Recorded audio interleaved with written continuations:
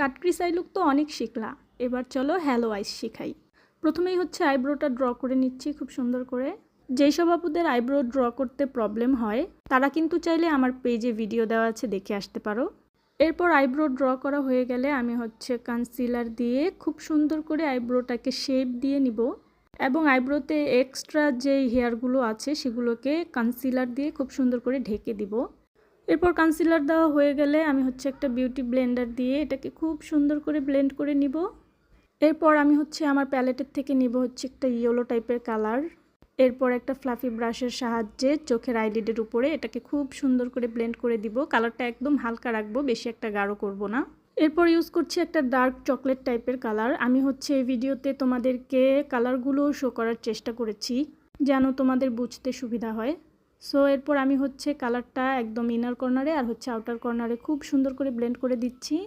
এরপর একটা medium brown colour নিয়ে আমি হচ্ছে চকলেট কালারটার উপরে ব্লেন্ড করব।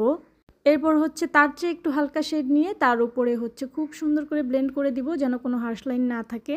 আমি কিন্তু বরাবরই আমার সব ভিডিওতে বলে থাকি ব্লেন্ডিং ভালো হওয়াটা খুবই জরুরি, হোক সেটা বেস অথবা আই লুক। সো এরপর আমি হচ্ছে সেই কালারের ব্রাশটা নিয়েই আবার হচ্ছে আউটার কর্নারে এবং ইনার কর্নারে খুব সুন্দর করে ব্লেন্ড করে নিলাম।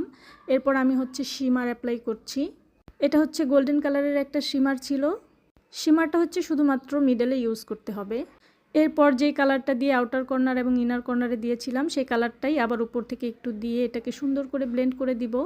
এরপর আমি এটার উপরে হালকা একটু গ্লিটার ইউজ করব গোল্ডেন কালারের। চোখের চারপাশটা আরও একবার খুব সুন্দর করে ব্লেন্ড করে নিব। এরপর হচ্ছে লাইনার পরাবো। অনেক আপুদের হচ্ছে আই লুক করার পরে না চোখের ল্যাশের যে এই জায়গাটা একটু সাদা সাদা লাগে। যদি এইখানে একটু কাজল ইউজ করো না তাহলে কিন্তু লুকটা আরও বেশি শার্প হয়ে আসে। তোমরা ট্রাই করে দেখতে পারো। সো এই তো বরাবরের মতোই আমি হচ্ছে প্রথমে জেল লাইনার পরাচ্ছি, তারপর হচ্ছে এটাকে লিকুইড লাইনার দিয়ে লক করব। এরপর হচ্ছে ল্যাশগুলোকে একটু কার্ল করে নিব। এরপর পরাবো হচ্ছে মাস্কারা। মাস্কারা পরানো হয়ে গেলে আমি হচ্ছে একটা ল্যাশ লাগাই নিব। এখন জাস্ট ইনার কর্নারটা আর হচ্ছে ব্রোবটা হাইলাইট করে নিলেই কিন্তু আমার আই লুক একদম কমপ্লিট। সো ভিডিওটি ভালো লাগলে লাইক কমেন্ট শেয়ার করতে ভুলো না। আর এরকম আই লুক শিখতে কিন্তু আমার পেজটি ফলো দিয়ে রাখতে পারো।